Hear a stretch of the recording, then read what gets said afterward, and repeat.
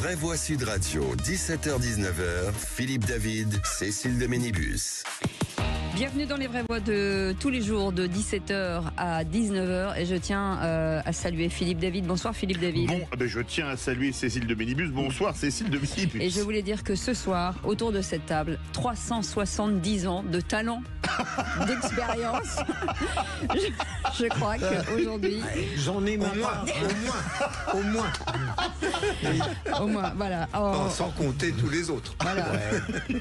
Mais le plus jeune, c'est Joseph. Voilà. De loin. Vous avez bien compris que ça sent la jeunesse. En tout cas, ça ne va pas leur empêcher de débattre avec vous au 0826 300 300 parce qu'ils ont de la bouteille et de la répartie, je vous le dis tout de suite. Et ils sont chauds comme des baraques à frites ce soir. Ce numéro de téléphone, vous pouvez bien sûr l'utiliser jusqu'à 19h. Le grand débat du jour, au sommaire de cette émission à 17h30, le déficit du système de retraite devrait atteindre 14 à 15 milliards d'euros d'ici 10 ans. Selon la Cour des comptes, situation préoccupante, estiment les sages, même si c'est beaucoup moins que les 55 millions avancés par François Bayrou. Alors parlons vrai, est-on en train d'aller droit dans le mur sur les retraites? Et à cette question, pour arriver à payer les retraites, faut-il remettre en cause le système par répartition? Vous dites non à 54%. Vous voulez vous répartir, non pas la retraite, mais la parole. C'est au 0826 300 300. Et notre invité, Arthur Delaporte, député du Calvados, secrétaire national du PS au travail et à l'emploi, porte-parole du groupe socialiste à l'Assemblée nationale, sera avec nous pour commenter, bien sûr. Le coup de projecteur des vraies voix à 18h40. Un deal caché Macron-Le Pen. Accusation du député LR Olivier Marleix. L'abstention du RN a ouvert la porte du Conseil constitutionnel au macroniste Richard Ferrand hier. Une institution amenée à trancher sur l'inéligibilité de Marine Le Pen. Alors parlons vrai, est-ce que ce type de deal vous paraît plausible? Et à la question, y a-t-il eu un deal entre Macron et Le Pen pour la nomination de Richard Ferrand? Vous dites oui à 82%, vous voulez réagir et elle ne passera pas de deal avec vous. C'est Aude au 0826 300 300. Et pour commenter cette information, encore un jeune, Jean Petot sera avec nous, politologue. On vous souhaite la bienvenue, les vraies voix jusqu'à 19h. Les vraies voix Sud Radio. Et le plus jeune d'entre nous, Philippe Bilger, est avec nous. Bonsoir Philippe. Bonsoir ma chère Cécile. Bonsoir mon. Quand je vois ce genou, Philippe David. Oui, c'est un bébé, un gros bébé. Voilà. Loïc Le Floch-Prigent est avec nous, industriel. Bonsoir, cher monsieur l'industriel. Bonsoir. Joseph Touvenel, politologue, vice-président du Centre européen des travailleurs. Bonsoir Cécile, je vais faire un complément Alors quand qu'il même ne fait rien, lui. à la météo, parce que tout à l'heure, il était... oublié les chutes de stylo dans le studio. On avait écouté ça aussi. Alors maintenant, il est qualifié de politologue. Oui. Je croyais que c'était notre seul syndicaliste accepté ici. Oui, mais justement, j'arrive caché pour mieux ressortir. C'est ça. Oui, parce que j'ai demandé. Ça fait de l'effet politologue, là. Ah, c'est beau. Ça t'impressionne? Oui. C'est CNews qui a décidé que. Alors bon, il me plie. Voilà, c'est ça. Voilà, aux grandes chaînes de. C'est un peu le médecin de la politique, un politologue, voilà, ça fait un peu médecin. Hervé vous savez comme ça. Est avec nous de Pau au 0826 300 300. Bonsoir Hervé. Bonsoir Hervé. Bonsoir Cécile, bonsoir à vos invités, bonsoir à toutes les auditrices et tous les auditeurs. Ah, je pensais qu'il allait s'arrêter à toutes les auditrices. Et le reste, vous vous débrouillez. Et non. C'est de la courtoisie et aujourd'hui, la parité. Oui. Absolument. Alors vous, votre coup de gueule sur l'attitude d'Olivier Faure envers François Bayrou. Alors, il faudrait qu'il fasse attention de ne pas se décoiffer, hein. Surtout parce que quand il est coiffé, il ne tourne pas la tête. Ça, c'est mon premier point.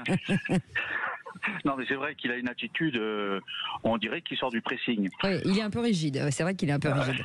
Ouais. Voilà. Et Bayrou, par contre, il n'a pas de fer à repasser, hein, parce qu'il a souvent des chemises un peu débraillées et un peu froissées. Ceci dit, Olivier Faure, quand il parle de l'affaire Betaram et de dire à François Bayrou de démissionner, il faudrait quand même qu'il puisse quand même étudier le cas. Il est ministre de l'Éducation, il n'était pas ministre de la Justice, il n'était pas procureur général. Il a son attitude, qui est une attitude qui ne l'engage pas dans les procédures, mais le procureur général a fait son travail. Et ensuite, Elisabeth Guigou, peut-être pas, ou peut-être à sa façon. En attendant, il y a eu quand même en 96 un homme qui avait un inspecteur d'académie qui n'a pas rempli un rapport qu'il aurait dû faire. Et je pense qu'Olivier Faure devait quand même réfléchir, quand il parle, à ne pas de suite vouloir mettre tout le monde au pilori, alors que lui-même, pour l'instant, il y est. Allez, on va faire réagir Philippe Bilger. il y a beaucoup de choses dans ce que dit notre ami Hervé. Il évoque cet inspecteur à qui on a demandé un rapport et qui a eu l'honnêteté de dire qu'il n'avait rigoureusement rien fait et qu'il le regrettait. Donc je rejoins globalement son propos. Loïc Le Floch. Oui, non, c'est une affaire montée par Mediapart, comme d'habitude. On les connaît. Ils vont pourrir la vie pendant des années encore, j'imagine. Mais c'est une affaire montée, c'est clair, donc c'est pas la peine. Mais il y a eu quand même des choses graves qui sont passées dans l'institution. Hein. Oui, c'est une affaire montée, c'est-à-dire le fait d'arriver à François Bayrou tout de suite, c'est un peu gonflé. Quoi. Juste après sa nomination à Matignon. C'est un peu gonflé, c'est monté. Oui, l'affaire effectivement est grave. L'affaire aurait dû sortir bien plus tôt, etc. Mais enfin, dire voilà, le coupable c'est. Et non, alors là, il faut. Peut-être un peu radical. Il ne faut pas rigoler. Ce qui est choquant, c'est les faits avérés, ce qui s'est passé dans ce pensionnat, notamment, parce que c'était le pensionnat. Mais attention à ne pas faire une affaire Baudis bis. Je m'adresse là directement à celui qui l'a sorti à l'époque. Tiens, c'était Mediapart. Donc voilà, il faut sanctionner ce qui est sanctionnable et qu'il mérite. Mais avec toute la retenue nécessaire pour pas tomber sur des innocents, parce que ça ferait encore plus de mal. Moi, François Bayrou, je ne sais pas ce qu'il savait ou ce qu'il ne savait pas. Donc aujourd'hui, porter des accusations aussi fermes, aussi brutes sur des faits aussi graves, 2 secondes, paraît Hervé. un peu inconséquent. Allez, 2 secondes, Merci. Hervé. 2 secondes. Il serait quand même un peu normal que ces hommes politiques aient aussi une pensée ou une parole pour les victimes. C'est la première des choses. Oui. Ça, on ne l'entend pas souvent. C'est vrai. Par contre, cette affaire date d'il y a 27 ans. En 27 ans, ils n'ont pas trouvé plus jeune comme affaire à lui mettre sur le dos. Oui, après, il y a une responsabilité collective aussi, et en tout cas, c'est bien d'en parler. Merci beaucoup, Hervé. Vous restez avec nous. Vous êtes notre vraie voix. Dans un instant, les 3 mots de l'actu avec Félix Mathieu, et puis surtout le réquisitoire du procureur, monsieur le procureur. Alors, je vais dire que nous ne sommes pas tous Boualem et Zelensky. Allez, oula, provoque, attention. Voilà. On en parle dans un instant. À tout de suite. C'est les vraies voix jusqu'à 19h avec Philippe David et avec nos vraies voix du jour, Philippe Bilger, Loïc Le Floch-Prigent et puis Joseph Touvenel. À tout de suite. Sud Radio. Parlons vrai. Parlons vrai. Sud Radio. Parlons vrai. Sud Radio. Parlons les vraies voix Sud Radio. 17h-19h. Philippe David, Cécile de Ménibus. Avec Philippe David, nous sommes très heureux de vous accueillir tous les jours dans cette belle maison de Sud Radio et on espère que vous vous êtes abonné à la chaîne YouTube. Et oui, parce qu'on approche de plus en plus rapidement du million d'abonnés sur notre chaîne YouTube. On est à combien là, Cécile? Il faut demander à Maxime. Maxime, parce que lui, il a le grand écran sous les yeux. Maxime, bonjour, c'est Cécile de Ménibus. Vous êtes sur le répondeur de Maxime? Non, je suis là. On est toujours à 993 000 abonnés sur la chaîne YouTube. Dépêchez-vous, Plus que 7 000 avant le million. Ouais, c'est pas beaucoup 7 000. Hein. Non, pas beaucoup. Le millionnaire, qu'est-ce qu'il y arrive? Il reçoit quelque chose? Eh ben, je ne sais pas. Peut-être qu'on va l'appeler. Une photo, on l'appellera puis une photo dédicacée des vraies voix. C'est pas mal si on peut La calembour de Philippe David. Non, une photo de vacances de Philippe Bilger. Ah oui, ou alors en maillot. Le droit de ne pas entendre une bêtise de Bilger. Non, moi je suis prêt à faire moi un gâteau au chocolat pour lui. Oh, c'est mignon. Mais on le goûtera. Il n'y a pas de raison qu'il ait des ennuis digestifs. En tout cas, ce que vous venez de dire, c'est vachement vendeur. Hein. Je pense que merci beaucoup. Vous avez donné de vous-même, hein. C'est cool. Vous savez ce qu'on va faire? Quand j'ai besoin de rien, je vous appelle. Merci beaucoup. Allez, dans un instant, les 3 mots dans l'actu avec Félix Mathieu. Bonsoir Félix. Bonsoir Félix. Et de quoi parle-t-on? On va parler des partis politiques réunis autour d'Emmanuel Macron pour parler de la situation en Ukraine, de cette mise en scène macabre du Hamas pour restituer les dépouilles de 4 otages, et puis des dirigeants de la Ligue 1 qui s'écharpent en visio sur les droits télé selon un document que s'est procuré l'émission Complément d'enquête. En 3 mots, menaces, cercueil et disputes. On en parle dans un instant. En attendant, la voix est au procureur. Les vraies voix Sud Radio, le réquisitoire du procureur.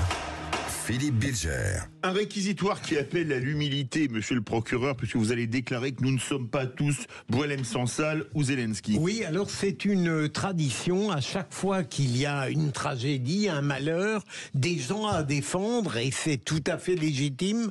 J'ai lu ce matin dans un hebdomadaire, mais je l'avais lu souvent avant, tout à coup, on nous dit nous sommes tous Zelensky et Boualem Sansal. On peut les défendre, mais il faut garder un petit peu la modestie qui sied à nos personnalités. Il ne faut pas laisser croire que de manière imaginaire, on peut partager les souffrances ou les humiliations ou les incarcérations de ces gens qui, pour Boualem Sansal, sont pour moi des héros. Donc il faut arrêter cette hypocrisie, ces façades. Il faut dire... On les soutient, on les défend, notamment quand Donald Trump humilie scandaleusement Zelensky ou quand on ne fait rien pour libérer Boualem, mais il ne faut pas dire qu'on est comme eux. Ce serait absurde. Joseph Touvenel. Alors, je rejoins notre procureur, sauf que moi, je mets en avant Boualem Sansal. Zelensky est un personnage qui est pas très intéressant. C'est pas parce que les Ukrainiens se sont fait attaquer par les Russes que tout d'un coup, Zelensky devient un saint. Zelensky, c'est quelqu'un qui a été un des éléments moteurs du déclenchement de la guerre. Rappelez-vous les accords de Minsk. Il ne les a pas respectés. Et c'est aussi la faute de la France. Il y avait eu des accords qui n'ont pas été respectés. Il y a eu des bombardements sur le Donbass. Ça a fait des victimes. Poutine en a profité. Il en a profité, il est responsable. Mais Zelensky, quand même, il y a plus d'1 million de morts dans ce conflit. Et ces gens-là, je crois qu'ils servent surtout ses intérêts personnels plutôt que l'intérêt de son pays. Et on va le voir quand tout sera terminé. On verra s'il s'est ruiné ou s'il a fait fortune. Je suis beaucoup plus sensible à Boualem Sansal aussi. Et je considère que rien n'est fait vraiment pour le faire sortir de là par les plus hautes autorités de l'État, et j'en suis vraiment furieux, parce que je sais ce qu'il faut faire, je sais ce qui a été fait par le passé, bien sûr par d'autres présidents et d'autres ministres des Affaires étrangères, et là je pense que rien n'est fait convenablement. Merci beaucoup Philippe Bilger. Allez, le tout de suite. politologue Joseph Touvenel est un peu dangereux. Hein. Ouais, il est en stage encore. Hein. Politologue stagiaire. Le syndicaliste était plus modéré. Le vent tourne pour vous, Joseph. Le vent tourne. Allez, tout de suite, les 3 mots dans l'actu avec Félix Mathieu. Les vraies voix Sud Radio. 3 mots dans l'actu, Félix, qui sont menaces, cercueils et disputes. Les partis politiques invités par Emmanuel Macron affichent une relative unité face à la menace russe à l'heure où Donald Trump semble lâcher l'Ukraine en traitant Volodymyr Zelensky de dictateur. Deuil et colère en Israël après cette mise en scène macabre du Hamas, des cercueils de 4 otages dont 2 enfants remis à la Croix-Rouge en public, en musique, avec des slogans, des photos, des caméras et des haut-parleurs. Et puis le dirigeant du PSG de beIN Sport en train de s'écharper en visio lors d'une réunion avec des présidents d'autres clubs à propos des droits télé. Images étonnantes diffusées par l'émission de France 2 Complément d'enquête. Les vraies voix Sud Radio. Quand le président des États-Unis s'aligne sur ses positions, le Kremlin boit du petit lait. Voilà désormais que Donald Trump traite carrément Volodymyr Zelensky de dictateur. Il reproche au président ukrainien d'être toujours en poste alors que son mandat aurait dû expirer l'année dernière. À entendre le locataire de la Maison-Blanche, ça ne serait donc pas la guerre d'invasion russe qui aurait empêché l'Ukraine d'organiser son élection présidentielle l'an dernier. En tout cas, alors que la nouvelle administration américaine semble un peu préparer le terrain à un lâchage de l'Ukraine, eh bien Emmanuel Macron réunissait les partis politiques à l'Elysée pour leur faire part des détails du dossier avec son chef d'état-major. Des oppositions qui, à la sortie, semblent jouer un peu la carte d'une sorte d'unité nationale, à l'image par exemple du communiste Fabien Roussel et de l'écologiste Marine Tondelier. On est tous d'accord là-dessus, la situation est préoccupante. Elle pourrait même avoir tendance à s'aggraver d'heure en heure selon les chemins que les discussions prennent entre la Russie, les États-Unis. L'essentiel de la discussion a été porté sur la menace russe. On s'attendait à des nouvelles assez préoccupantes et qu'elles le sont. Et je pense qu'il faut que nos concitoyens réalisent à quel point la situation est difficile et terrifiante et préoccupante, pas juste pour l'Ukraine et pour les Ukrainiens, ce qui serait un motif en soi d'inquiétude, mais pour toute la sécurité et la santé de notre démocratie sur le continent européen. Réaction de Fabien Roussel et de Marine Tondelier à la sortie de l'Elysée en milieu de journée. Ils ne sont quand même pas les meilleurs géopoliticiens. Ouais. Non, mais je pense que là, ça fait plaisir de voir qu'autour d'Emmanuel Macron, qui a dans ce domaine quasiment fait un sans faute, même on peut l'admettre. C'est le chiffre ? Non, SAMS. Non. On peut ne pas être d'accord avec toi, Philippe. À l'égard du président. Hein. On peut ne pas être d'accord avec toi. Oui, allez-y. Là-dessus, ça me paraît difficile. Si vous ça, voilà. Voilà, vous n'êtes pas d'accord. Je ne suis pas d'accord avec toi. D'accord. Donc, je pense qu'il y avait d'autres choses à faire. C'est intéressant comme ça au moins. Loïc, il a compris la méthode, il nous dit trop de choses à faire à chaque fois, il nous dit jamais lesquelles. Et derrière, il y a débrouillez-vous tout seul. Ça, c'est méchant. Enfin bon, c'est peut-être juste, mais c'est méchant. Calimero, on arrive tout de C'est suite. une sorte de Dominique de Villepin. Hein. Le deuxième mot, cercueil. Les 4 dépouilles d'otages israéliens viennent d'arriver à l'Institut médico-légal de Tel Aviv. Les 4 cercueils avaient été remis au Comité international de la Croix-Rouge il y a quelques heures dans cette mise en scène qu'on entend particulièrement macabre orchestrée par le Hamas. Une sorte de cérémonie en public avec de la musique en haut-parleur, des slogans hostiles au gouvernement israélien, des images de propagande, des photos des otages, des caméras partout omniprésentes. On parle a priori notamment des dépouilles des 2 enfants Bibas et de leur mère. C'est notamment ce bébé aux cheveux roux dont la photo avait fait le tour du monde. Le père avait été libéré le 1er février lors d'une mise en scène au cours de laquelle le Hamas l'avait laissé publiquement se réjouir de revoir bientôt ses enfants sans l'informer de leur mort. La télé israélienne a donc choisi de ne pas relayer la mise en scène de ce jour qui a inspiré ces mots au Premier ministre israélien Benjamin Netanyahou. Chaque foyer en Israël incline aujourd'hui la tête. Nous nous inclinons devant la lourde perte de nos 4 otages. Nous souffrons tous d'une douleur mêlée de rage. Nous sommes tous fous de rage contre les monstres du Hamas. Le Premier ministre israélien, dont l'effigie d'ailleurs avait été placée sur les cercueils par le Hamas aux côtés des photos des otages. Est-ce que le summum de la dégueulasserie, ce n'est pas d'avoir dit au père il y a quelques jours qu'il allait retrouver sa femme et ses enfants alors que le Hamas savait parfaitement qu'ils étaient morts? Est-ce que c'est pas rigoler et de rigoler et de rigoler en plus, que c'est pas le summum de l'ignominie? Mais tout est immonde en fait. On ne devrait pas discriminer, mais le fait d'avoir vu cette mère et ces 2 adorables petits morts sans doute dès le début du conflit, de l'attaque, absolument. Il y a quelque chose qui broie le cœur, même des gens les plus secs. C'est simplement à vomir, et certains oublient que des terroristes sont des terroristes. C'est-à-dire les terroristes ne respectent aucune règle. C'est pour ça qu'ils tuent des innocents, qu'ils enlèvent des innocents, qu'ils violent des innocents et qu'ils tuent des enfants. Le Hamas est un mouvement terroriste et ceux qui ont dit le contraire, honte à eux. Oui, ce ne sont pas des militants, ce sont des terroristes. Et le fait que la télévision française, sur d'autres ondes, dise de temps en temps, ce sont des militants du Hamas, non, ce sont des terroristes. Quand on agit comme ceux que je viens de voir à la télévision il y a quelques heures, on est des terroristes, il faut se cacher. Troisième mot, dispute, avec ce document incroyable que s'est procuré complément d'enquête. Oui, je n'osais pas vous faire dire engueulade, mais c'est vrai que c'est un euphémisme, dispute. L'émission de France 2 a récupéré des échanges d'une réunion en visio des présidents de clubs de Ligue 1 à propos des droits télé. C'était le 14 juillet dernier, réunion en présence donc de Nasser Al-Khelaifi, dirigeant du PSG et de la chaîne beIN Sport. Justement, il était question de réserver un match par semaine à cette chaîne beIN. Et face aux dirigeants de Lens et de Lyon, sceptiques, assez critiques même sur ce sujet, eh bien on voit le dirigeant du PSG et de beIN monter dans les tours. John, stop talking. You don't understand anything. You are from, I don't know, Kabul, you're coming, I don't know where, and you're talking to us. John, arrête de parler, tu ne comprends rien, lance Nasser El-Khelaifi avant de traiter son homologue lyonnais de cow-boy. Et après avoir dit aussi aux dirigeants de Lens qu'il ne comprenait rien au monde des médias, voilà des dirigeants qui en retour lui reprochent notamment d'intimider tout le monde au cours de cette réunion. Ambiance. Comme on dit, le groupe vit bien.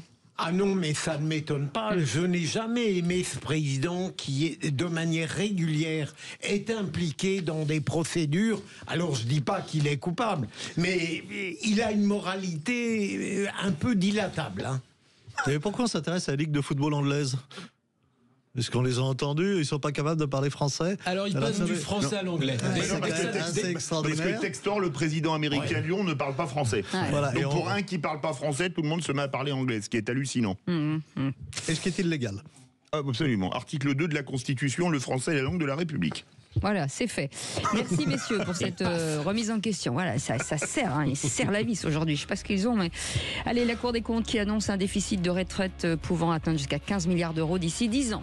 Alors parlons vrai. Pour arriver à payer les retraites, faut-il remettre en cause le système par répartition? Vous dites non à 55%. Vous voulez réagir? Le 0826 300 300. Arthur Delaporte est avec nous, député du Calvados, secrétaire national du PS au travail et à l'emploi et porte-parole du groupe socialiste à l'Assemblée nationale. Monsieur le député, député. Bonsoir, petite question rapide. Est-ce que quand la Cour des comptes exclut un retour de la retraite à 62 ans, est-ce qu'on peut lui faire confiance ? Non, alors déjà, elle n'a pas exclu stricto sensu, elle a surtout désavoué les calculs farfelus du Premier ministre. Et je pense que pour cela, oui, on peut lui faire confiance. Hein. Rien de nouveau sous le soleil, mais ça permet de dire que ça va mieux quand le Premier ministre ne raconte pas n'importe quoi. On en parle dans un instant, soyez le bienvenu. À vous aussi au 0826 300 300, les vraies voix jusqu'à 19h. Sud Radio. Parlons vrai. Parlons vrai. Sud Radio. Parlons vrai. Sud Radio. Parlons. Les vraies voix Sud Radio. 17h-19h. Philippe David, Cécile de Ménibus. Avec une bande très dissipée aujourd'hui, mais très drôle. Ils me font beaucoup rire. Autour de cette table, Loïc Le Floch-Préjean est avec nous, Joseph Touvenel et Philippe Bilger. Avec Philippe David, bien entendu, on est avec vous jusqu'à 19h au 0826 300 300 avec notre magnifique Aude qui vous attend, si vous voulez bien entendu, commenter et débattre avec nous dans le grand débat du jour. Les vraies voix Sud Radio, le grand débat du jour. L'âge de retraite de départ, que vous dit le Premier ministre ? La question, il nous dit que la question de l'âge, elle est sur la table. Maintenant, il faut nous écouter, parce que là, on en a gros. Oh là là, qu'est-ce qu'il y a là ? Il y a un vent de révolte ? Travailler jusqu'à 64 ans, pour moi, c'est pas possible. J'ai commencé à 16 ans, donc... Pas content ! Je sens que je vais craquer. Et moi, je sens que je vais devenir fou ! Et le déficit du système de retraite devrait atteindre donc entre 14 et 15 milliards d'euros d'ici 10 ans selon la Cour des comptes. Situation préoccupante, estiment les sages, même si c'est beaucoup moins que les 55 milliards avancés par le Premier ministre. Alors parlons vrai, est-ce que nous payons aujourd'hui la lâcheté de la classe politique qui n'a pas fait une réforme des retraites finale, une grosse réforme des retraites? Et à cette question, pour arriver à payer les retraites, faut-il remettre en cause le système par répartition? Vous dites non à 55%, vous voulez réagir, le 0826 300 300. Notre invité, Arthur Delaporte, député du Calvados, secrétaire national du PS au travail et à l'emploi et porte-parole du groupe socialiste à l'Assemblée nationale. Monsieur le député, merci d'avoir accepté notre invitation. Philippe Bilger.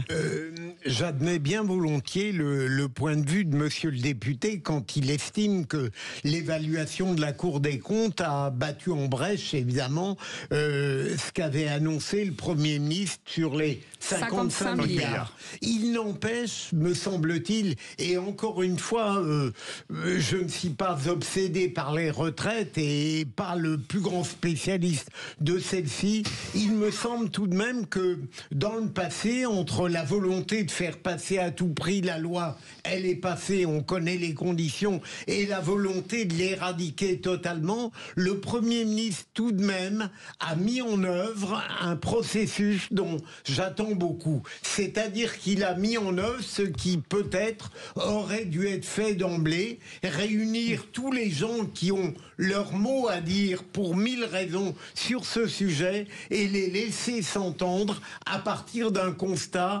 indiscutable. Et il me semble que sur ce plan-là, on ne peut qu'attendre le meilleur de la réunion qui se poursuit. La parole est au syndicaliste Joseph Touvenel. Je suis entièrement d'accord avec Philippe, sauf que moi j'ai pas lu ce qu'écrit la Cour des comptes. Par contre, j'avais lu ce qu'écrivait Jean-Pascal Beaufray, qui a une tête bien faite, et lui qui est pas engagé. C'est un serviteur de l'État, et il avait fait un calcul qui se rapprochait des 55 milliards. Je pense que le Premier ministre, s'il en a parlé, il l'a pas sorti son chapeau comme ça. La question est, que mettons dans ce calcul? Aujourd'hui, j'en sais rien. Moi, je suis très intéressé par le rapport de la Cour des comptes. Est-ce que le Cour des comptes met tous les éléments? Par exemple, ce que la ville de Paris va mettre en supplément pour ses retraités? Est-ce que... J'en sais rien. Mais Philippe a raison, un devoir de vérité, qu'on y voit enfin clair dans ce débat, et puis surtout qu'on arrête de nous parler de la retraite en France. Il y a des systèmes différents, et il y a deux grands systèmes pour les salariés, le privé, le public et le parapublic, et c'est pas du tout la même chose. Loïc Le Floch-Préjean, le patron. Je suis relativement sceptique sur le chiffre qui sort de la Cour des comptes. Je pense qu'il ne prend pas en considération pas mal de choses, justement, comme le dit Joseph, parce que les sujets sont différents, le public, le parapublic et le privé, et je pense qu'ils ont dû se mêler et s'en mêler les pinceaux dans le dispositif. Depuis 20 ans, je plaide, moi, pour une retraite par capitalisation. Pourquoi ? Parce que je pense qu'il faut que l'ensemble du public, et surtout les retraités, soit en osmose avec ce qui se passe dans la production de richesse et dans la prospérité ou non de la nation, et que ceci n'a jamais été présenté correctement à la population. Or, aujourd'hui, on est à 1,5 actifs pour un retraité. Demain, on sera encore moins, parce que, alors, monsieur Benoît Hamon, si vous vous rappelez de lui, avait dit on va faire payer les robots. Pour remplacer les cotisations sociales des salariés qui ont perdu leur emploi. C'est ça, qui est effectivement une façon d'imiter les robots, mais pas forcément d'imiter les pertes. Donc je pense que avant d'y voir clair, il faut se dire que ce système qui n'inclut pas la capitalisation est un système qui est fini. C'est-à-dire que dans tous les pays du monde maintenant... Je vais être très bref pour laisser notre invité, mais je suis pour la répartition, je vous dirai pourquoi, mais férocement pour la répartition. 50 nuances de retraite. Monsieur le député Arthur Delaporte, faites le juge de paix, comme le disait Loïc Le Floch-Prigent. Alors l'un est pour la capitalisation, l'autre pour la répartition. Notre député a d'autres dîners. Non, il a d'autres dîners quand vous avez parlé. Donc allez-y. 1,2, bientôt 1,2 cotisants pour un retraité. Est-ce que le système est encore viable tel qu'il est?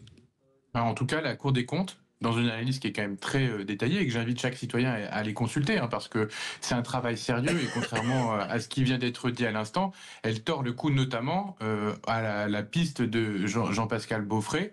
Je vais juste vous lire, elle évoque notamment une étude qui dit que si on compare les retraites des agents du public et des agents du privé, toutes choses égales par ailleurs, en neutralisant les différentes assiettes de cotisation, les écarts démographiques, les disparités de périmètre de cotisation de prestations, avec cette méthode, le régime des fonctionnaires civils et militaires avait un taux de cotisation quasi identique au régime général. Voilà, ça c'est ce que dit le rapport de la Cour des comptes. Donc en gros, il dit il n'y a pas de sujet, il n'y a pas notamment ce fameux trou de 55 milliards, il n'existe pas. Et globalement, ce que dit également le rapport de compte, c'est que notre système de retraite est dans l'ensemble équilibré. Il était même excédentaire jusqu'en 2023. Il est légèrement déficitaire. Et globalement, si on regarde à moyen terme et à long terme, eh bien en fait, la situation s'améliore. Le plus dur, ça va être la période 2040-2050, où on va avoir un déficit en gros annuel qui sera compris entre 0,8 et 1 point de PIB supplémentaire. Mais c'est quelque chose qui est relativement soutenable, de l'ordre de 15 milliards d'euros. Et donc finalement, 15 milliards d'euros, ça peut paraître énorme dit comme ça, mais par rapport au budget d'État, par rapport au PIB, c'est pas insoutenable. Et c'est ce que dit la Cour des comptes. Donc en fait, le système en soi n'est pas menacé. Et je pense que c'est aussi quelque chose qui est assez rassurant. Et d'autre part, la Cour des comptes ne dit pas ce qu'il faut faire. Elle dit même qu'il n'appartient pas à la Cour des comptes de formuler des propositions détaillées pour déterminer les conditions de cet équilibre. Donc ça veut dire que c'est à nous de nous positionner, de faire des propositions, mais elle n'a pas ici dit ce qu'il fallait faire. Et donc c'est l'intérêt aujourd'hui des discussions sociales qui vont s'ouvrir que de dire comment est-ce qu'on arrive à avoir un système de retraite équilibré, mais aussi un système de retraite qui est plus juste. Parce que ce que dit la Cour des comptes, c'est que notre système, il est profondément injuste, et en particulier pour les femmes qui ont des pensions de retraite qui sont inférieures en moyenne de 38% à celles des hommes, et même si on intègre les pensions de reversion, qui sont inférieures de 26% à celles des hommes. Donc voilà, il y a un vrai sujet d'inégalité, et c'est sur ça qu'on doit travailler, c'est comment est-ce qu'on arrive à corriger ces inégalités et pas du tout comment est-ce que on refonde le système de retraite. Et donc j'ai quelques pistes moi que je peux vous mettre sur la table de financement, mais qui sont pas du tout dans le rapport de la Cour des comptes pour se dire comment est-ce qu'on va arriver à corriger les inégalités persistantes du système de retraite.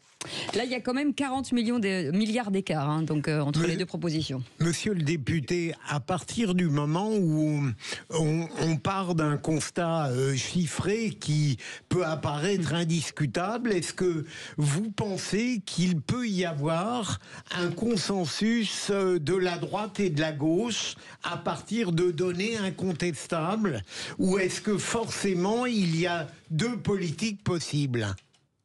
Alors là, pour le coup, les données de la Cour des comptes, elles sont extrêmement solides. Je mets à défi quiconque d'aller dire que le rapport n'est pas sérieux. C'est du travail sérieux. Maintenant, la question, c'est qu'est-ce qu'on fait à partir de ça ? Je veux dire, ça va dans le sens de ce qui était dit jusque-là. Je veux dire, il y a un système qui est légèrement déficitaire, mais surtout, où est-ce qu'on va récupérer l'argent ? Il faut savoir qu'il y a des exonérations de cotisations massives. Il faut savoir aussi que si, par exemple, on revalorise un peu moins les retraites, par par exemple d'1 point, ça peut rapporter 3 à 4 milliards. Voilà, donc il y a des leviers, soit sur le niveau des retraites, moi je suis pas sûr que ça soit là qu'il faille aller chercher, en particulier sur les petites retraites. Après, sur les retraités les plus riches, là, il y a peut-être des choses à faire, mais surtout la question c'est quelles sont les exonérations de cotisation, quel est le taux d'emploi des seniors, parce que là, ça rapporte beaucoup, en fait, d'avoir des seniors qui travaillent plus. Et puis, troisièmement, c'est la question du travail des femmes, parce que plus les femmes travaillent, plus elles cotisent, et moins le système de retraite est par ailleurs déficitaire, et moins elles ont des pensions qui sont faibles. 0826 300 300 avec Hervé qui est avec nous. Bonsoir Hervé. Rebonsoir. Bonsoir. Bonsoir. À tout le monde, bien sûr. De ce que j'entends, de ce que je comprends et de ce que je voudrais dire. Je ne suis pas un spécialiste, mais lorsqu'on a besoin d'argent, on va le chercher d'une manière ou d'une autre. Alors, quel est le véritable chiffre de déficit selon la Cour des comptes? C'est quelque chose qui appartient aux gens qui en ont la compétence, mais chaque participant à la retraite a le moyen par capitalisation, et je rejoins tout à l'heure l'idée, de pouvoir volontairement mettre en place un système de retraite complémentaire. Mais c'est pas les gens qui gagnent le moins qui vont faire ça, mais les gens qui ont quand même un salaire qui leur permettent de le faire. Ça serait déjà une source, pour moi, de recherche de finances. Et ensuite, je crois que dans beaucoup de pays, il y a des modèles que l'on pourrait regarder avec insistance et peut-être se dire tiens, ça c'est bien, ça c'est pas bien, ça c'est mieux, ça a bien réussi, là c'est trop complexe, on aura du mal à l'intégrer. Mais déjà aussi, le mot de la parité me paraît normal. À la carte, peut-être. Ce qu'on peut dire, c'est que pour les salariés du privé, le système de retraite complémentaire, il existe. Il est géré par les partenaires sociaux. Il n'a pas une dette, pas un emprunt, il n'en a jamais eu. Il a 80 milliards de réserves. C'est la GER-Carco. Comme quoi, quand les partenaires sociaux, on leur laisse les mains libres, ils gèrent plus intelligemment que l'État. Donc le déficit, il n'est pas là. On ne nous a pas parlé depuis le départ du cœur du système, c'est la natalité. Que ce soit par répartition ou par capitalisation, un pays qui ne fait pas d'enfants ne pourra pas payer ses retraites. C'est la base. Et ensuite, on ne peut pas parler des retraites sans parler évidemment de l'âge de départ, de la durée de cotisation et du montant de la pension. Si on ne prend pas les 3 facteurs, on fait n'importe quoi. Sinon, moi, je peux vous promettre la retraite à 50 ans, mais si je vous dis il faut que vous travaillez pendant 45 ans, vous allez avoir du mal à la reprendre. Et alors, je n'ai pas lu le rapport de la Cour des comptes. Oui. J'avais lu ce qu'a fait Jean-Pascal Beaufret, qui est assez convaincant. On va voir. Mais est-ce que la Cour des comptes part, par exemple, de nos amis de la SNCF, qui, après la loi sur les retraites qui a été votée, on nous a dit ils vont rejoindre un peu comme tous les autres. Accord au sein de la SNCF, je rappelle que la SNCF, le patron à 100%, c'est l'État, qui permet notamment aux contrôleurs de faire un système de cessation d'activité progressive, c'est-à-dire que 36 mois avant la retraite, ils disent moi je prends. Pendant 18 mois, on va leur dire vous travaillez, vous êtes payé à 100%, ce qui me paraît un peu normal, quand je travaille, je suis payé, et pendant 18 mois, vous n'allez pas travailler et être payé à 75%. Ça, c'est payé par l'ensemble des contribuables, parce que c'est l'État qui finance le déficit des retraites de la SNCF. Je trouve ça très choquant, voire immoral, de nous dire on essaye que tout le monde rejoigne. Alors, je veux bien qu'il y ait des différences. Par exemple, un militaire, on ne va pas le faire travailler aussi longtemps sur le terrain que... Surtout, il y a des unités, les forces spéciales, etc. Qu'un syndicaliste XY. Mais il y a aussi une malhonnêteté là-dessus. Et on a des systèmes vraiment très, très différents. Et le gros du déficit, il n'est pas dans le privé. Il est dans le public ou le parapublic. Quelquefois, ça justifie. Et quelquefois, c'est totalement injustifié. Le député de la Porte est très scolaire puisqu'il lève le doigt pour intervenir. Merci d'être si bien élevé. Non, mais c'est juste ce qui n'est pas le cas d'ici. J'évite d'interrompre et comme je suis pas en plateau, c'est un peu plus compliqué. Allez-y. Mais il y a 2 sujets qui sont posés. Le premier, c'est celui de la retraite par capitalisation, enfin que vous avez posé.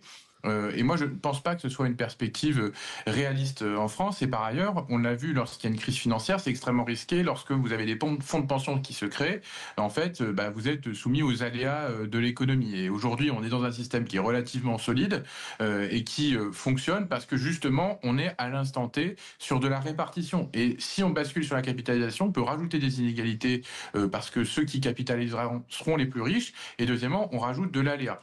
Après, sur le deuxième sujet que vous posez, c'est sur la question de est-ce qu'il y a vraiment des privilégiés ? Moi, je vais vous dire, je suis allé visiter, par exemple, le Technicentre SNCF de Caen. Aujourd'hui, en fait, la SNCF, vous pensez les contrôleurs, c'est déjà des gens qui font du travail de nuit, qui découchent, qui ont des rythmes usants, et on sait très bien que le travail de nuit, c'est du travail qui est facteur de surmortalité précoce. Donc, il faut aussi reconnaître que contrôler des trains, c'est aussi découcher, pas voir ses enfants, etc. Enfin, je veux dire, c'est quand même des facteurs de pénibilité.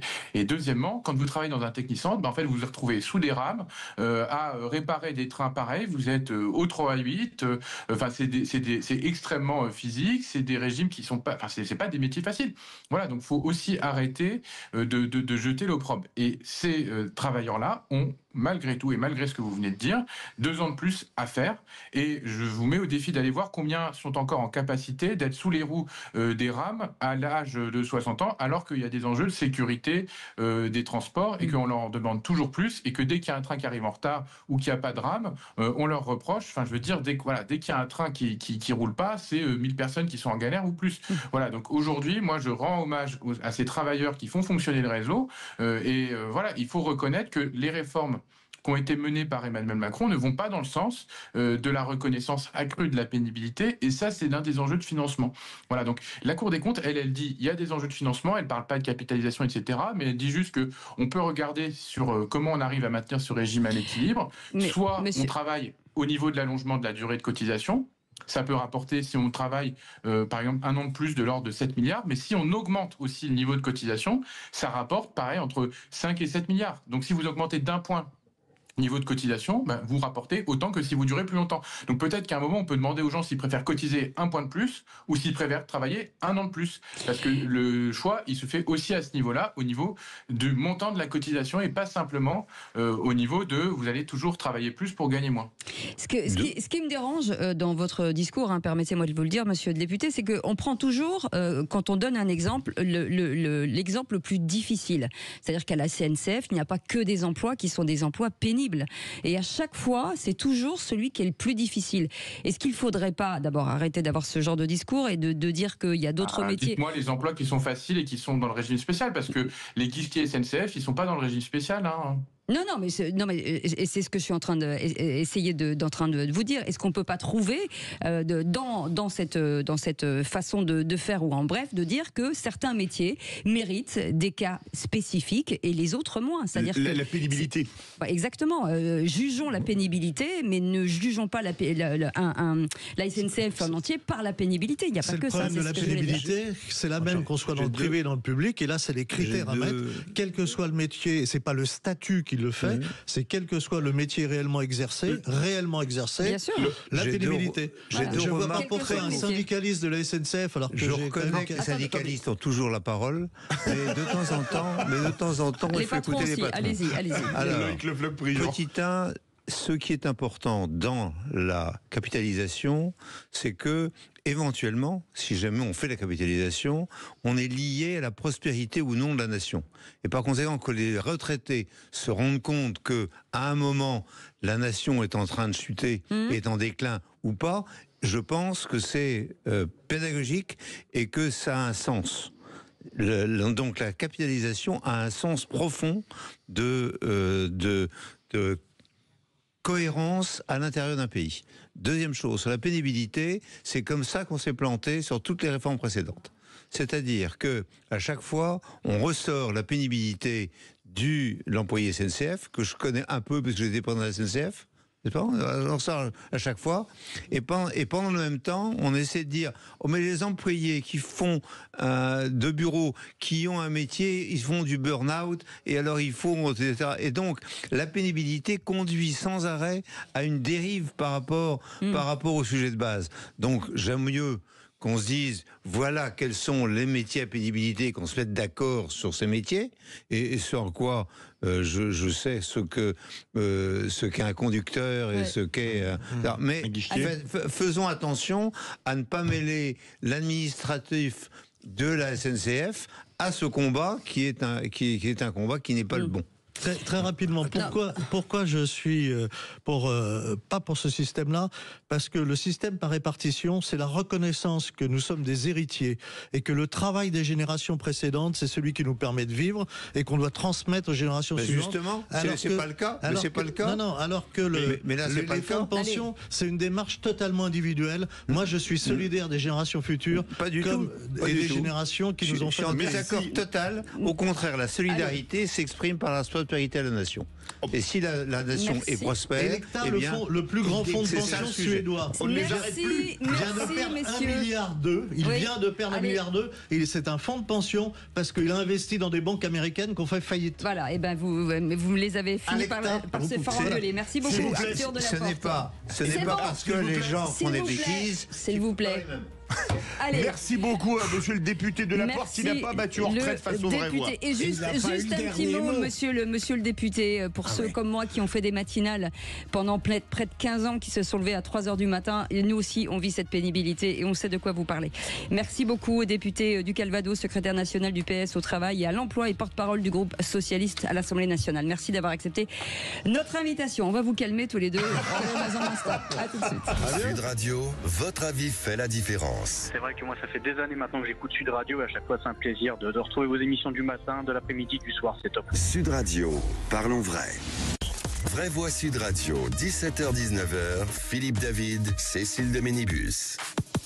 Nous allons remettre un petit peu d'ordre autour de cette table. Et avec Philippe Bilger qui est toujours voilà. Bien sûr, très discipliné. Mais il continue à parler. Non, mais ça bavasse.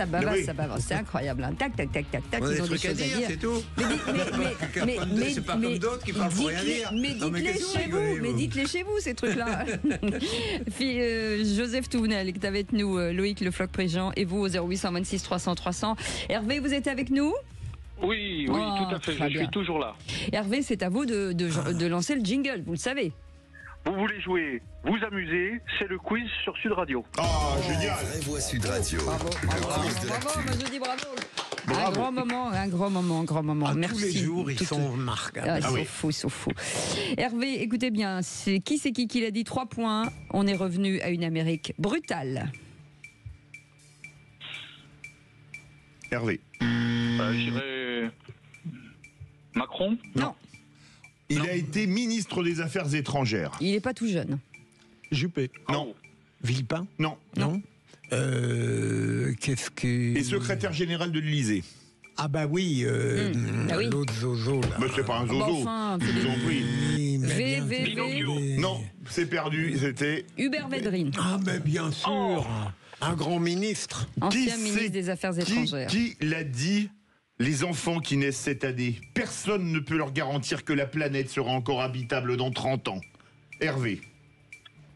On va continuer. C'est une femme.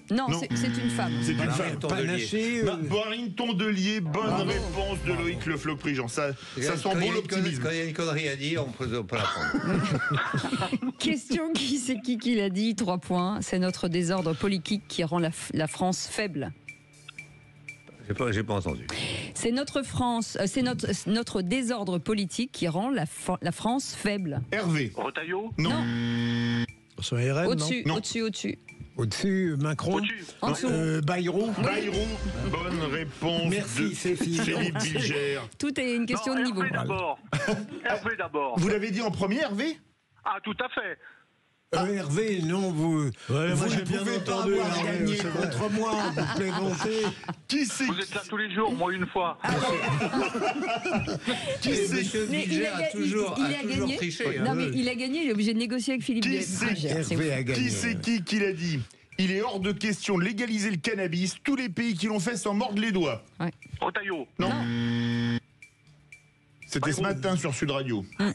Ah mince, Neuder. Bonne réponse d'Hervé. Yannick Neuder, ministre de la Santé ce matin. On peut pas se permettre de lui faire des cadeaux. Non.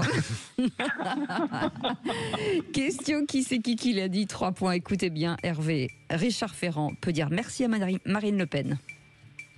Non, ça c'est faux. Non mais c'est pas. Madame Panot? Non. Ah non, pas le même bord. Non, c'est la LR. Oui. C'est Marlex. Bonne réponse de Philippe Bilger. Enfin, qui me partage quand même. Je l'ai rencontré tout à l'heure. Allez, qui c'est qui a gagné? C'est Philippe Bilger avec 6 points. Et a priori, sans connivence. 3 points pour Hervé, 3 points pour Loïc Le Floch-Prigent. Et le syndicaliste a fait du social, Joseph Touvenel, à 0 points. Je laisse les autres prendre des points. C'est les points de retraite. Ouais. Et vous voulez quoi, Hervé? Le Floch me donne ses points. Voilà. Pas de problème. Ouais. Merci. Pas de problème, si elle lui plaît, alors là vraiment pas de problème. Bah, nous, c'est par hasard que j'ai C'est dit la ça. vengeance sur Philippe Bilger, c'est donc Hervé qui a gagné. Voilà. Hervé, vous avez gagné. De la politique. Ma victoire, franchement. Qu'est-ce qu'il y a, Hervé? C'est de la politique. Ouais, c'est de la politique interne. Voilà. Ouais, c'est ça. Vous avez bien raison. En tout cas, c'était très agréable de vous avoir avec nous. Vous revenez quand vous voulez, mon cher Hervé. En attendant, le journal et puis la météo avec Rémi André. Et puis la météo du mec pas content, c'est quoi? Certains disent et surtout certaines, disent des énormités qui dépassent tout ce que j'avais imaginé. Mais tout ce que j'avais imaginé. Ouais, donc on est encore au-dessus d'hier. Ah oui, là on est. Et vivement demain. Hier on était la Cordillère des Andes, là c'est l'Himalaya. Taisez-vous, David. Philippe, David, à tout de suite. Sud Radio. Sud Radio. Parlons vrai. Parlons vrai. Sud Radio. Parlons vrai. Vraie Voix Sud Radio, 17h-19h, Philippe David, Cécile de Ménibus. Autour de cette table, tonton Loïc Le Floch-Prigent, tonton Joseph Touvenel et tonton Philippe Bilger. Vous voulez rebaptiser l'émission les tontons flingueurs, vu ce qu'ils se mettent? Excusez-moi, depuis tout à l'heure, c'est pas ce que ça quand même. J'ai échappé sur une autre chaîne au vieux de la vieille. Ah non, alors, je me serais jamais permis. Philippe, je vais vous dire la vérité. On est à la radio ici, pas à la télé, c'est pas une chaîne. Non, mais ça aurait pu être les vieux de la vieille. Absolument, ça aurait pu, mais tonton, je trouve ça sympa. C'est sympa, oui. Ouais. Ah oui, c'est bien. Et puis on a un bon exemple, un génie de la politique. Ouais. Que Loïc a bien connu. Dis donc, ça tape ici. En fait, vaut mieux être ici qu'à l'extérieur. Oui. C'est bien, on est passé au western. J'ai entendu ce qu'il m'a dit. Et il y a des sujets intéressants pour lui. Donc. Vous êtes un homme complet, Mitterrand et la prison, mon cher Loïc. On y va ou comment ça se passe? On y va? Oui, moi j'attends. J'attends mon heure. Non, il est en train de faire son jogging. Allez, 0826 300 300, vous nous laissez des messages, on les écoute. Bonjour, Simone de Castel-Sarrazin. Oui, je vous appelle parce que quand j'entends qu'on va interdire C8, qu'on va le supprimer, c'est pas normal. Je comprends pas qu'il n'y ait pas de réaction, quoi. Ça m'affole, franchement. Hein. En tout cas, c'est pas normal. Et c'est pas normal que personne ne dise rien, surtout au niveau politique, quoi. C'est très très mou comme réaction. Je sais pas. Vraiment, je comprends pas qu'il n'y ait pas une pétition nationale. Enfin bref, nous on peut rien faire. On est là révoltés, c'est tout. Bon, écoutez, c'était tout ce que je voulais dire. Passez une bonne journée. Au revoir. Merci Simone de Castel-Sarrazin. Simone a totalement raison. Il y a une pétition. À gauche, personne n'a dit un mot sur cette éradication de C8. C'est un comble. Ouais. On en parlait avec Loïc tout à l'heure. C'est invraisemblable. Loïc Le Floch-Prigent. Oui, moi je suis indigné de cette affaire. Donc moi j'ai signé toutes les pétitions en l'occurrence. En étant un ancien socialiste, donc on peut dire que les socialistes considèrent que je suis pas de gauche et moi je me considère comme de gauche. Je dis c'est dégueulasse. Il y avait pas. Enfin, nous sommes un pays de liberté. Peu importe ce qu'il disait, mais il avait le droit de le dire et il disait pas de choses. Je suis moi irrité par ce que dit France Inter. Je ne demande pas la suppression de France Inter. Mais je suis irrité, hein. C'est-à-dire que lorsque j'entends les militants du Hamas, moi ça me retourne Hamas, complètement. Est-il encore dangereux sur France Télé ce week-end? Est-il dangereux? Non, mais on croit rêver après ce qu'on voit. Non, mais donc je suis indigné. Pas l'interdiction mais je ne demande pas l'interdiction de prendre la tête. Je demande à personne de partir de prendre la tête. C'est pas le sujet. Évidemment, je ne demande pas l'interdiction de ceux qui ne sont pas de mon avis, mais je demande que tout le monde puisse donner son avis, y compris sur les chaînes de télévision, d'autant plus quand c'est la première de la TNT. Mais on voit que c'est le totalitarisme qui avance. Le totalitarisme, c'est ça. C'est moi j'ai raison. Les autres ont tort et donc ne peuvent pas s'exprimer. Ah, vous parlez de moi. C'est ça. Et c'est vraiment très inquiétant. Et comment le pouvoir fait ? On nomme des gens et on dit c'est pas moi, c'est ces gens de l'Arcom. Mais ils sortent d'où ? C'est ce qu'on appelle les agences indépendantes. Alors, quand vous aurez supprimé les agences indépendantes, quelles qu'elles soient, vous serez beaucoup plus tranquille. Croyez-moi. Merci, messieurs. En tout cas, merci beaucoup, Simone, pour ce sujet qui est effectivement un sujet important. Dans un instant, le tour de table de l'actu des vraies voix, mais avant, ce sera Philippe David. On va parler de quoi ? On va parler de Louis Sarkozy qui a écrit du bien sur son père. Joseph Touvenel.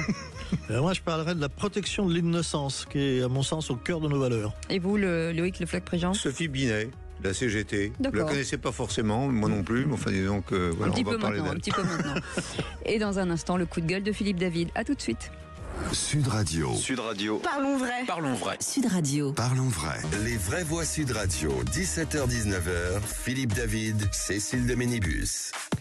On vous souhaite la bienvenue, on est ensemble jusqu'à 19h. Les vraies voix, merci de nous accompagner, vous êtes de plus en plus nombreux à nous écouter. On vous remercie, pas que nous, bien sûr, l'ensemble de la grille des animateurs et de toutes les équipes qui sont derrière. Et j'en profite pour les remercier, en tout cas du travail formidable qui est fait sur les réseaux sociaux, sur la programmation, en tout cas de ces équipes que vous ne voyez pas, mais en tout cas qui sont très importants pour nous. Autour de cette table, Loïc Le Floch-Prigent, Joseph Touvenel, Philippe Bilger et tout de suite le coup de gueule de Philippe David. Les vraies voix Sud Radio. Comme d'habitude, je vais remettre le clocher au milieu d'un village, un village qui pourrait s'appeler Absurdie. Pourquoi Absurdie ? Parce que certains parlementaires dépassent, outre toutes les limites de la stupidité, toutes les limites de la décence. On écoute ceci. Il y a un militant CGT, enfin un militant antifasciste et CGT qui a été poignardé dans les rues de Paris et le ministre de l'Intérieur répond sur les violences de l'ultra-gauche. Donc voilà le climat dans lequel on est. Ça n'a rien à voir en plus. Enfin, c'était pas le cas, non. Non, oui. Puis je veux dire, les attentats aujourd'hui dans notre pays, c'est l'extrême droite en fait qui les commet. Donc bon, c'est pas étonnant de la part de Retailleau, mais ça dit quand même quelque chose, parce que applaudi par la Macronie quand il raconte ça. La voix que vous venez d'entendre est celle de Clémence Guettet, députée LFI, pour qui les attentats en français. L'extrême droite. Vous avez bien entendu, les attentats en France sont du fait de l'extrême droite. Alors rappelons qui sont les auteurs des attentats qui ont endeuillé la France ces dernières années.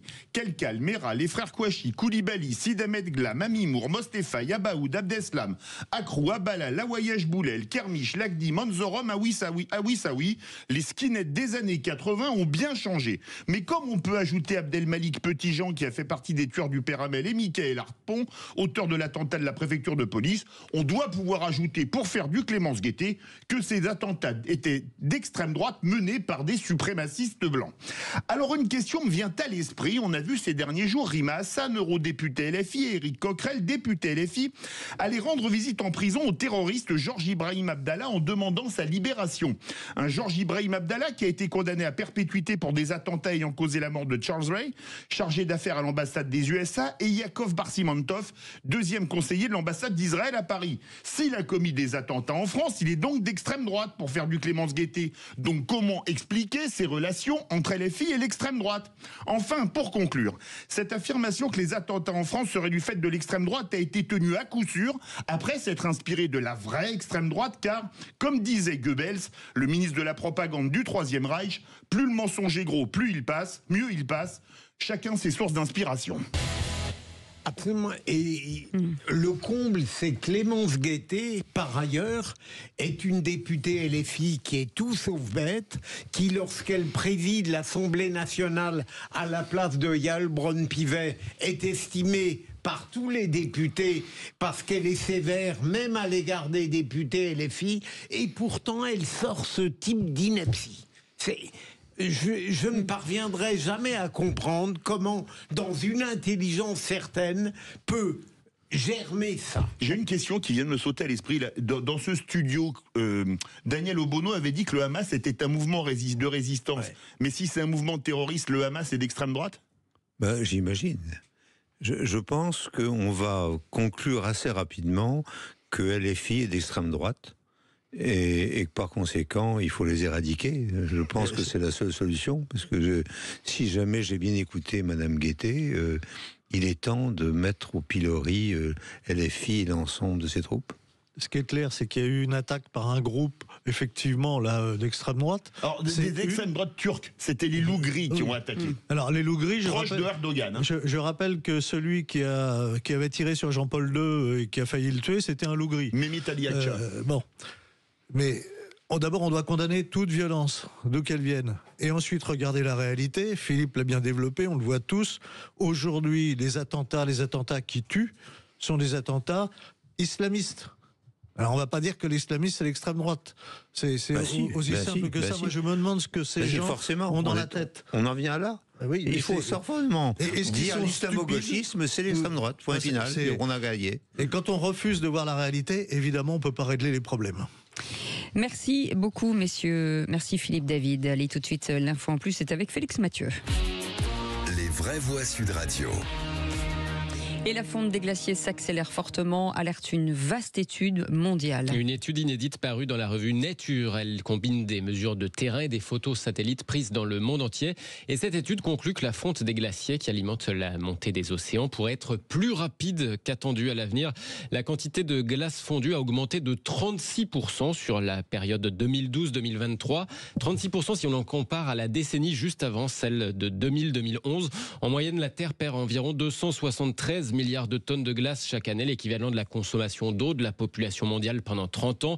Des résultats choquants mais pas surprenants vu le réchauffement climatique, nous dit l'un des co-auteurs de cette étude, chercheur à l'université de Zurich. Les glaciers du monde ont perdu environ 5% de leur volume depuis le début du siècle, avec des grandes disparités régionales en fait. Si on compare par exemple, on est à entre guillemets seulement moins 2% en Antarctique, mais moins 40% pour ce qui est des Alpes. En fait, les régions avec les glaciers les plus petits les perdent plus vite que ces gros glaciers, des petits glaciers comme ceux qu'on a en France, qui ne survivront pas au siècle en cours, selon ces chercheurs.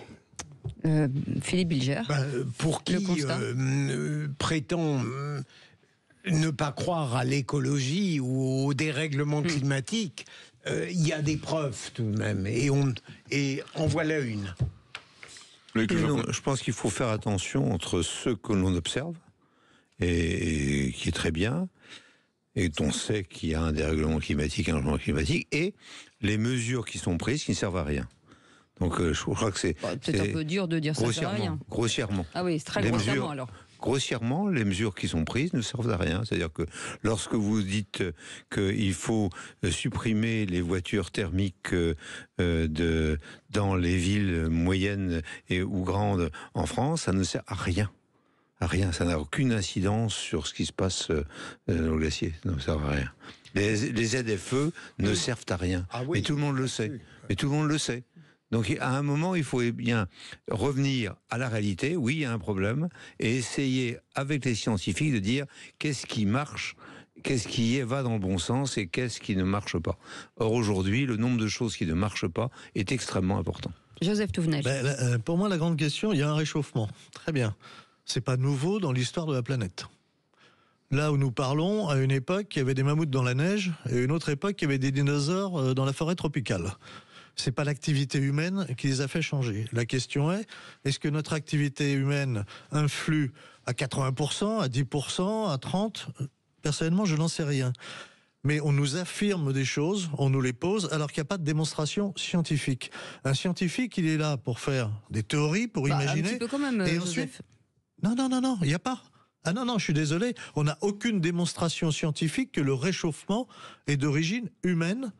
Par exemple, rappelez-vous quand on nous disait que dans l'atmosphère, on avait un énorme problème, le trou qui se faisait, etc. Dans la couche d'ozone. La couche d'ozone s'est résorbée.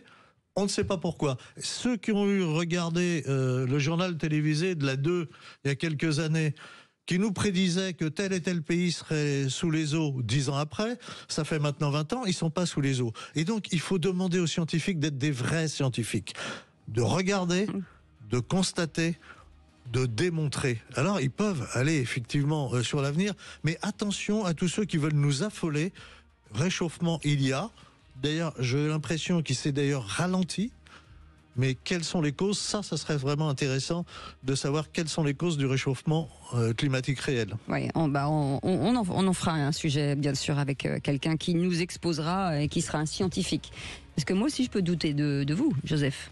Ah mais moi je suis pas scientifique, je dis juste que parce qu'on nous dit il y a un consensus scientifique. Oui. Le consensus scientifique c'était celui à une époque qui nous disait que la Terre était plate, c'est celui à une autre époque qui nous disait qu'Einstein avait tort avec la théorie de la relativité, c'est celui qui très récemment, jusqu'aux années 70, nous disait que le Big Bang n'existait pas et qui interdisait à celui qui avait pensé le Big Bang sur la création de l'univers, qui lui a retiré sa chaire à l'université à Londres, qui l'a interdit de publier dans les revues scientifiques, et pourtant, cet homme avait raison. Allez, merci beaucoup. Dans un instant, le tour de table de l'actu des vraies voix. On fait une petite pause, on arrive dans un instant. À tout de suite.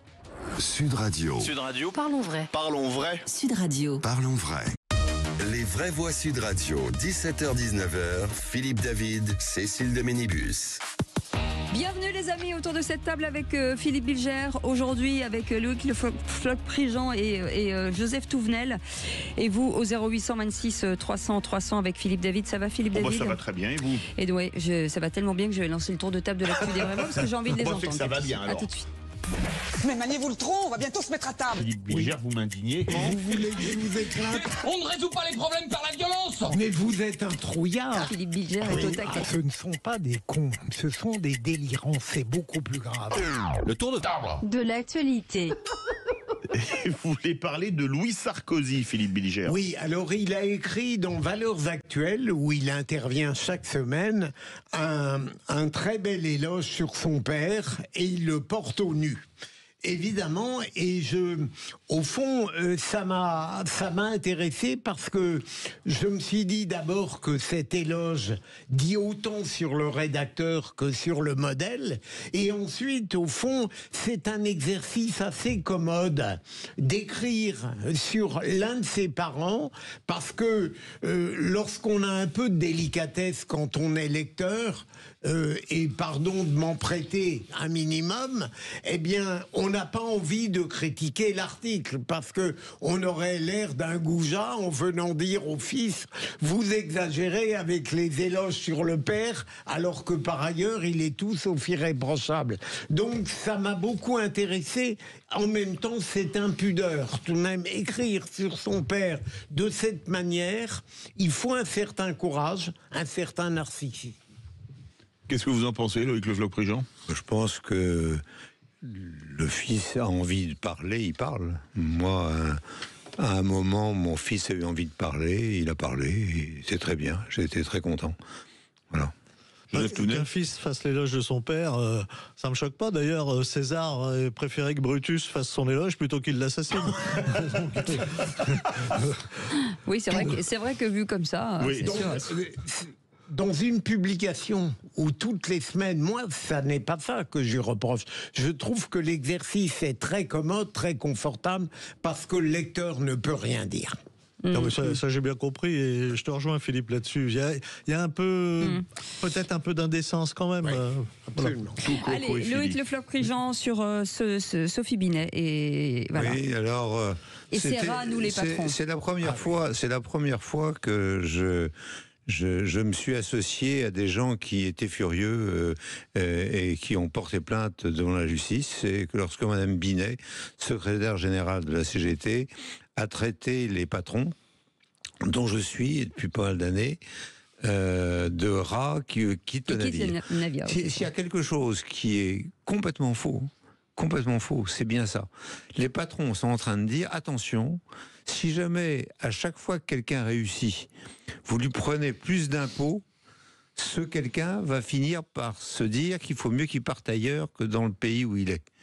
Et quand cet impôt passe à 40-45% en France et que M. Trump, lui, le descend à 15%, on est peut-être en train d'aller dans la mauvaise direction. Bon, alors, elle en conclut que les patrons ne pensent qu'à l'argent. qu'à se remplir les poches et que ce sont des rats qui quittent le navire parce qu'ils disent maintenant que j'ai été en France et que j'ai gagné de l'argent, je m'en vais. C'est complètement faux sur l'ensemble des alors Sophie de Menton a pris le lead de ça avec le mouvement éthique dont je suis vice-président. Elle a écrit une plainte avec Jean-William Golnadel. Je trouve que ça le plaçait bien. Et pour la première fois de ma vie, j'ai dit j'ai envie effectivement que cette dame réfléchisse et s'excuse. Et donc j'ai écrit une première fois sur mes relations anciennes avec la CGT. J'ai pas pris celle avec Thibault, j'ai pris celle avec Krasuki parce que nous avons remonté la pente de la chimie française grâce à la relation que nous avions, Krasuki et moi. Et je dis, aujourd'hui la France est en difficulté, comprenez les patrons, allez les voir, discutez avec eux avant de les condamner à dire n'importe quoi comme vous le faites. Vous avez un âge où vous n'avez jamais connu de patron, vous n'avez jamais discuté avec eux. Mais notre avenir, c'est bien que les leaders syndicaux, quels qu'ils soient, la CGT comme les autres, et les patrons, se relèvent les manches, comme au conclave pour les retraites dont on a parlé, et se disent, bon, on va essayer ensemble de redresser le pays qui est en difficulté. Philippe Billiger. Là, je suis totalement d'accord avec Loïc. J'ai d'ailleurs trouvé scandaleuse l'insulte. Jean-Paul Sartre traitait ses ennemis de chiens ou même de rats. Un anticommuniste est un chien. Il est anormal que de la part d'une syndicaliste qui, par ailleurs, donne des leçons d'humanisme, on se permette de traiter comme ça une catégorie de Français. Enfin, et on est 2 millions, 2,5 millions, hein. On n'est pas, il n'y en a pas deux, quoi. Donc, c'est le vrai retour du marxisme avec la lutte des classes. Des patrons, on en connaît. Il y a des gens très bien, des gens beaucoup moins bien. Ce sont des êtres humains. Et les salariés aussi, et les syndicalistes aussi. Bien sûr. Donc catégoriser comme ça, en insultant, en les traitant de rats, c'est dangereux pour la société. Parce que s'il y a de mauvais patrons comme il y a des bons, le boulot d'un syndicaliste, c'est d'essayer de travailler avec les bons pour redresser le pays, pour remettre en place l'industrie, pour qu'on avance ensemble. Ça, c'est le devoir. Et je lui rappellerai juste à cette dame qu'elle est patronne. C'est la patronne de la CGT. Si tous les patrons sont des rats, c'est donc qu'elle est une rate. Merci beaucoup Loïc. Joseph Touvenel, puisque vous avez la parole, la protection de l'innocence au cœur de nos valeurs. Oui. Qu'y a-t-il de plus innocent qu'un bébé, un enfant qui s'éveille à la vie ? C'est celui qu'on va protéger, à qui l'on porte une particulière attention, en raison de sa faiblesse, mais aussi et peut-être surtout de son innocence. L'innocence, c'est l'état de l'être qui n'est pas souillé par le mal et qui est incapable de faire le mal. C'est pourquoi dans toute société un peu civilisée, c'est-à-dire une société évoluée dans l'ordre moral, toucher un enfant sans prendre à être le plus innocent est un interdit. Seuls ne respectent pas ce tabou les systèmes les plus abominables, ceux qui déshumanisent l'autre, qui lui dénient toute humanité, qui en font une chose, un objet de raillerie, de persécution et d'atrocité. Tous ceux qui légitimaient l'enlèvement et la détention de Kfir Bibas, de son frère Ariel, de leur mère Chéri et de toutes les autres victimes innocentes en y voyant un acte de résistance, toutes ces personnes, ces partis, ces mouvements, ces groupes, ces conglomérats ne sont que l'antithèse de l'innocence, des porteurs du mal et du pire des obscurantismes.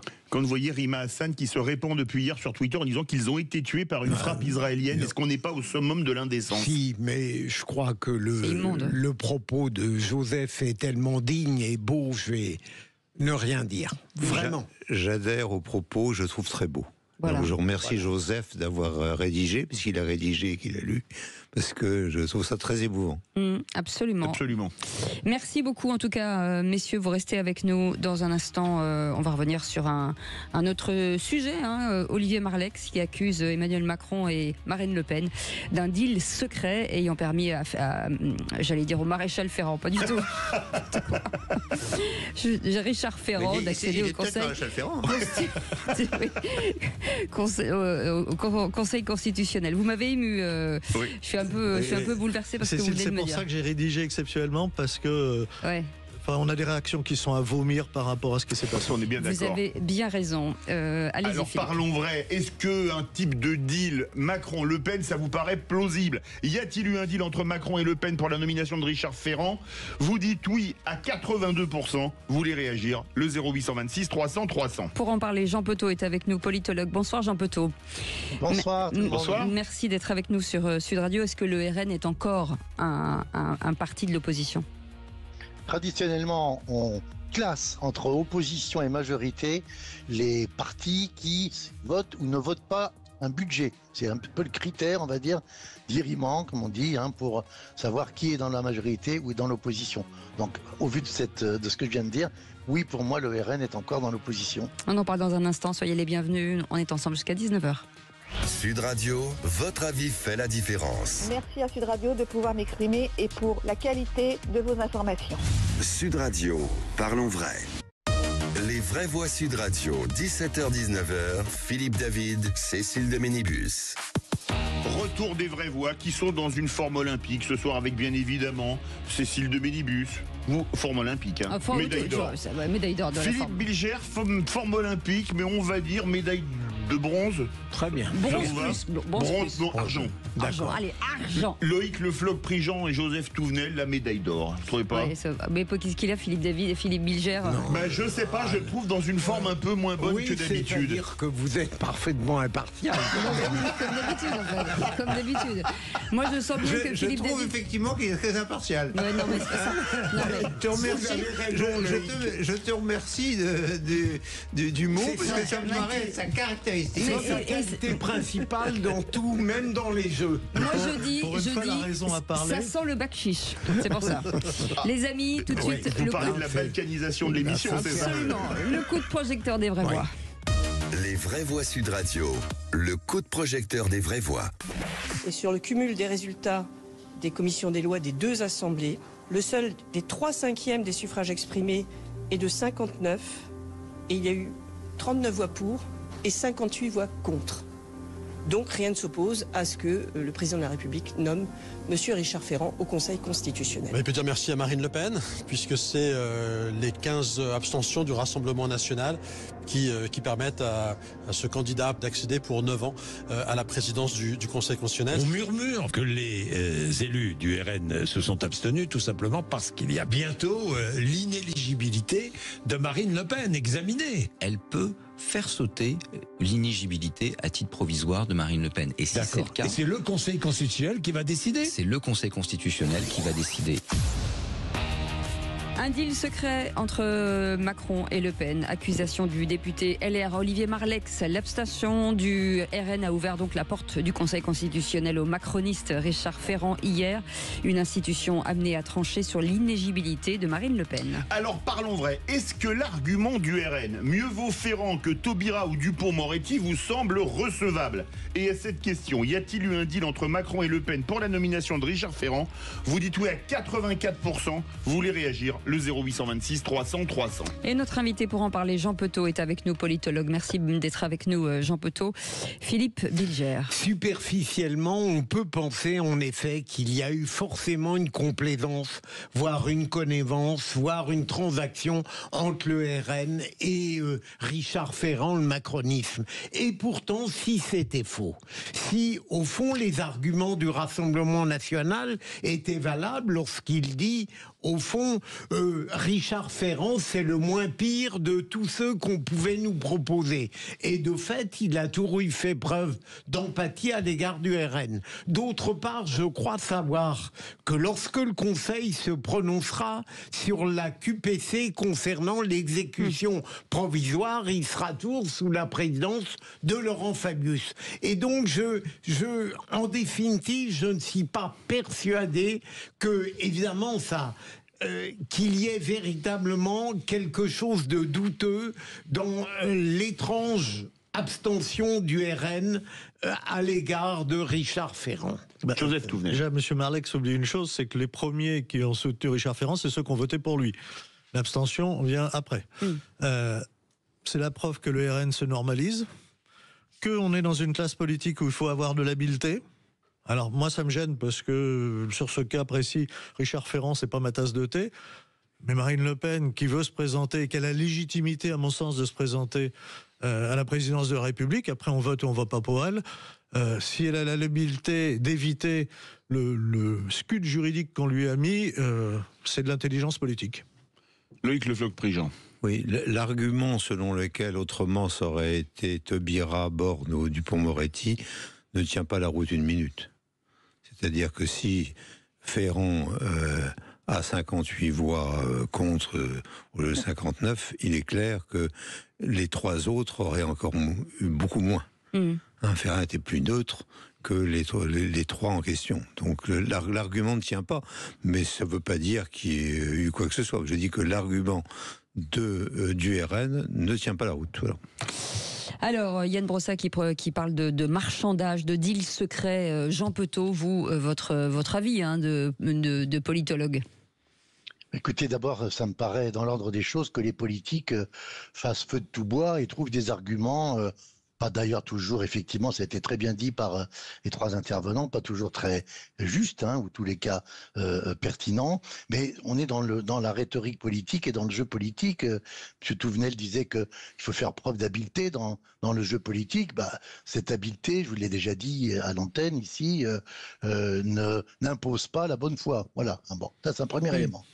Deuxième élément, même si ça doit choquer ce que je viens de dire, mais je crois que c'est ça le jeu politique. Deuxième élément, Philippe a tout à fait raison de dire que ce qu'il faut prendre en compte, c'est cette élection qui relève d'un mécanisme très particulier. Vous avez vu on compterait en réalité les contres. C'est ça, voilà. Et on ne compte que les suffrages exprimés. Bon, c'est un système qui est tout à fait, comment on dit, une vache qui ne retrouverait pas ses veaux dans cette histoire, mais enfin, c'est comme ça. Bon.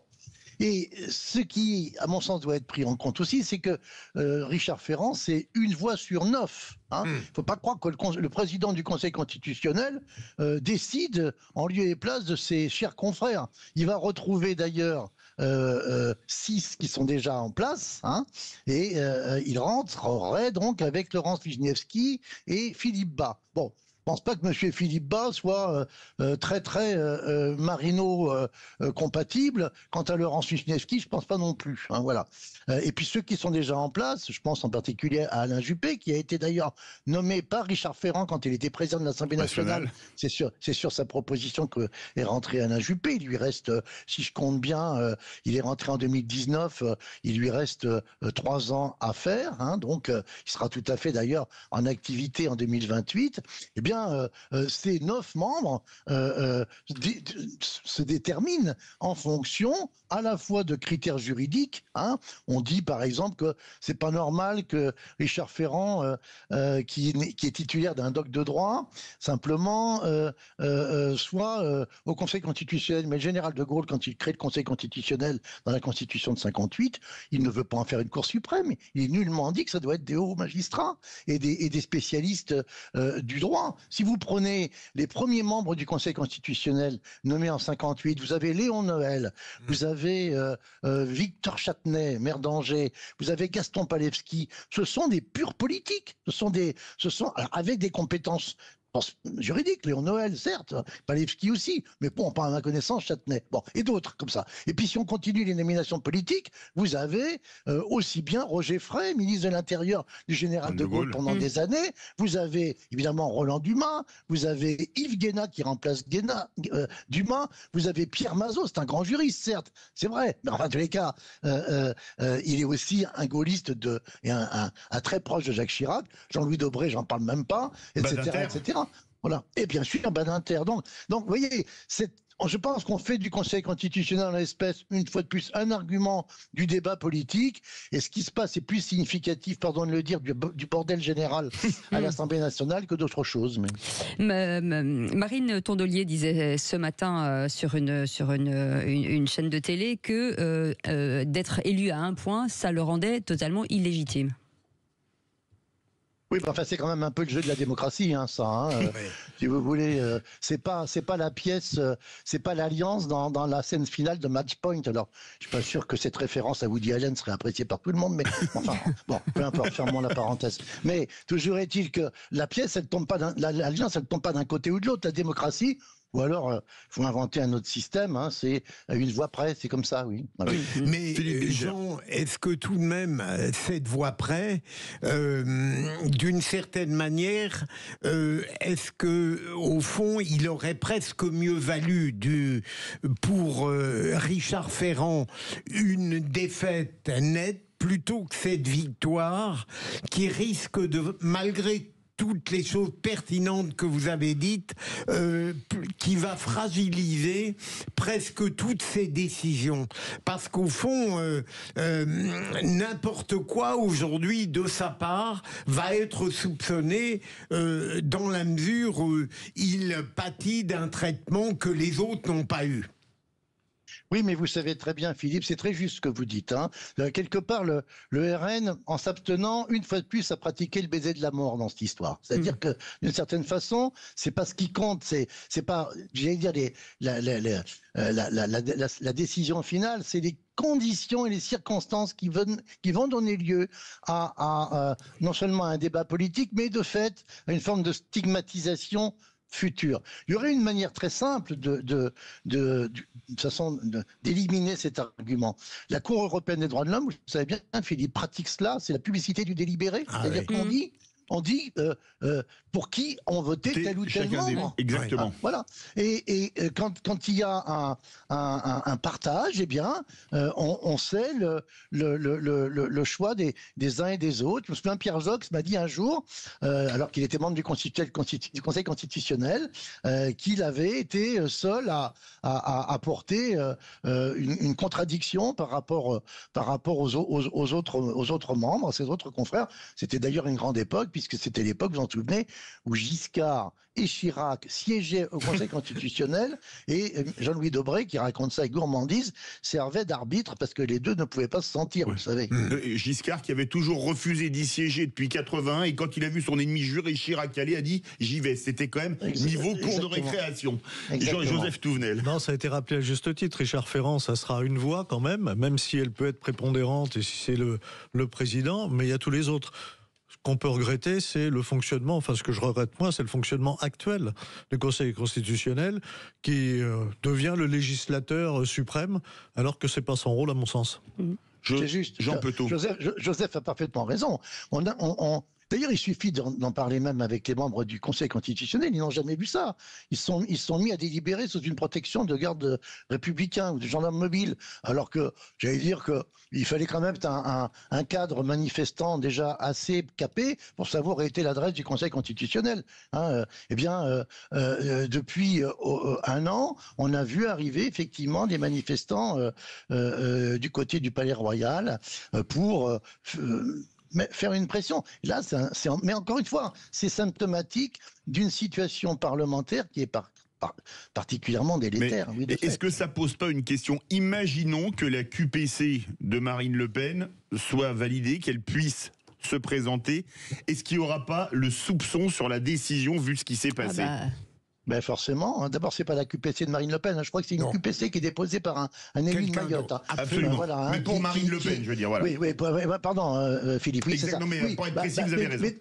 Mais de fait, ça ne pourra pas aller dans un autre sens. Et ça, c'est vraiment. Et d'une certaine façon, on va dire que les circonstances de l'élection de Richard Ferrand vont aggraver peut-être un contexte qui place de plus en plus le Conseil constitutionnel dans une situation qui est plus qu'arbitrale, qui devient de plus en plus d'ailleurs une sorte de cour suprême. C'est d'ailleurs à l'opposé des intentions du législateur initial, du constitutionnaliste initial. Merci beaucoup, Jean Petot. Merci beaucoup. À vous toutes, à Cécile et aux autres. Voilà, c'est ça. Et surtout à Cécile. On se sent discriminés. Voilà, on va faire un recours au Conseil constitutionnel. Là. Je vois que vous avez du goût, Jean Petot. Merci beaucoup d'avoir été avec nous. Merci beaucoup Loïc Le Floch-Prigent. Merci beaucoup Joseph Touvenel. Merci beaucoup Philippe Bilger.